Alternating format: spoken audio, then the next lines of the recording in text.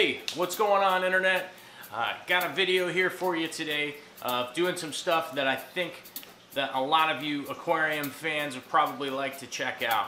It's me. I actually head all the way up to Edmonds, Washington to help my buddy Cory at the Aquarium Co-op out. And if you're on YouTube, you probably know who Cory is, who the Aquarium Co-op is. If you don't, go ahead and look them up and check them out. They got a whole bunch of fish tank videos and stuff like that on there.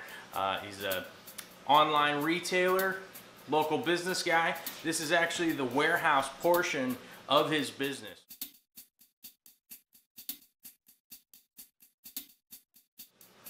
So I went up there to help him out, you know, being his buddy, and it was an opportunity for me to actually drill a bunch of tanks in succession. I actually drilled 16 tanks and then plumbed them, and then started plumbing them in to all run into a sump, which you guys know I'm a huge fan of running tanks on sumps and stuff like that. So I went up to go help out, pitch in, you know, lend a hand, lend maybe some expertise that I may or may not have, who knows. Hopefully I came through with them. A little bit of an explanation is he's got a warehouse where he actually gets his aquarium plants similar to these. I don't know which, that Pogostemon's that's back here, actually got that from the Aquarium Co-op. But he gets them in from the wholesaler, and they need to be readapted to underwater grown. I know it's kind of confusing to people, but most of the large growers of plants and stuff like that actually grow them above water.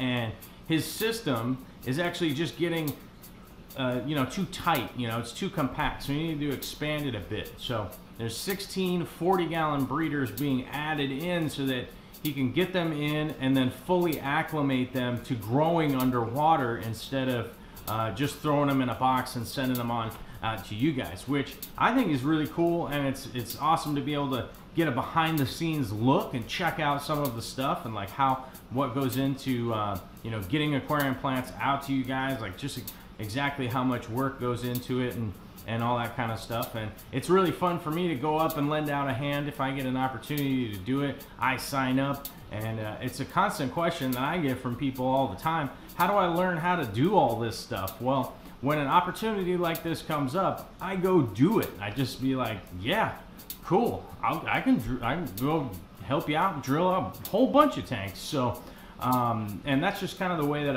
I've run my whole entire life, is just signing up to do projects and do things whenever I have the time, if I can make it fit into my crazy schedule with all the stuff that I got going on. But I'm always sign up for stuff like this. I think it has been a great opportunity, having met Cory, like, you know, what is it, I'd like say like a year ago. Well, we'd met a bunch of times previous to that, but we'd actually started spending time together like a year ago.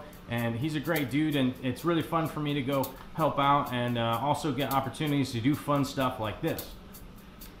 There are some really cool metal racks that they use from Guardian, I think is who the company that sells them. I know a lot of people will be asking about those racks, and I'll post a link right down below that you guys can check it out. Take a look if it's something that you would like to get for your fish room. I don't think that they're perfectly sized, but they're pretty close for a 40-gallon breeder. They're just a skosh too small, and you have to kind of just get them in there just right for them to fit. But they are modular and steel, which is generally pretty good. People that have been following my channel for a long time know that I build my stuff out of wood, just because I find it to be more cost-effective. And me personally, I can build things however I want them. Whereas if I'm working with steel, oftentimes you do have to make, you know, sort of accommodations for things that are just set the way that they are.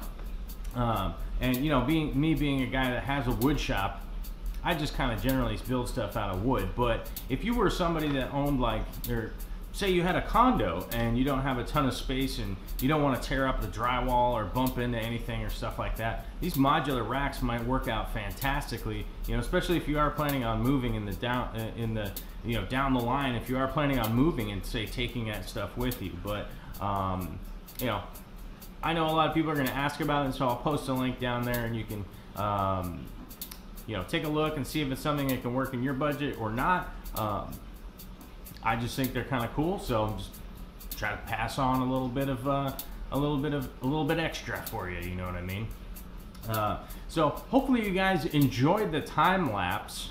I'm on this channel right here, Corvus Ashen, Monday, Wednesday, and Friday, and then sometimes I have an intermittent schedule as to when